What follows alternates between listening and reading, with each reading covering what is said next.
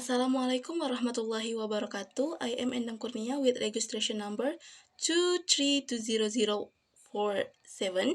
And in this video, I will explain the contents of the first chapter of a book entitled Interpretive Reading by Nurdiana and Rizki Amelia, which consists of 160 pages. Okay, there are 3 points discussed in the first chapter. The first is defining of reading. The second is purpose of reading, and the last is kinds of reading.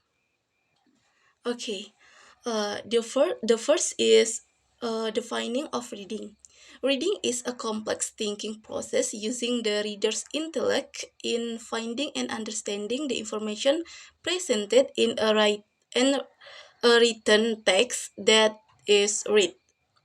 So it can be said if reading is not only to see word to word, but to understand the meaning presented by the author in his writing. Next is purpose of reading. Generally, our goal is to read to get the information we want to know. Well, I guess everyone does too, right? However, here I will explain some of the other purposes or reasons why people read. The first is pleasure and enjoyment. I totally agree that this reason is the best reason to read, because in this case you want to entertain yourself by reading. I personally have also done it, like reading a novel that I like. The second is practical application.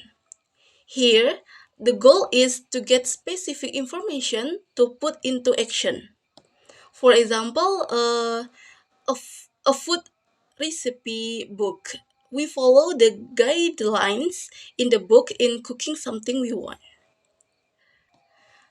The third one is to get an overview. The purpose of reading here is to get an overview of a book. Is the book relevant, complete, or suitable to be used as a reference for the academic work we are working on or not? The fourth is to locate specific information.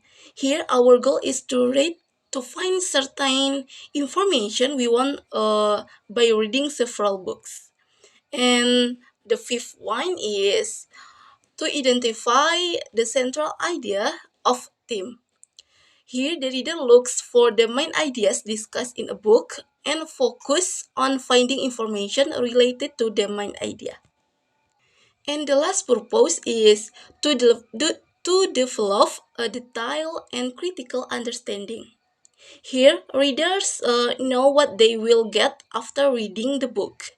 Because basically, in reading, readers have reasons to read. Okay, the next point is kinds of reading. The first is extensive reading. Extensive reading is a reading in large quantities to get a general understanding of the book you are reading. Extensive reading encourages students' enjoyment of reading, to develop good reading skills, and to build knowledge of vocabulary and sentence structure. The second is intensive reading. Intensive reading is generally at a slower speed and requires a higher degree of understanding to develop and refine word study skills. Enlarge passive vocabulary, reinforce skill related to sentence structure, increase active vocabulary, distinguish among theses, fake, supportive, and non-supportive details, provide sociocultural insights. The next kinds of reading is reading comprehension. Reading comprehension is process and activity to understand about all of reading texts that include vocabulary and concepts, making inferences and linking key ideas. Besides, the reader will get idea or meaning from the written text. And the last one is interpretive reading.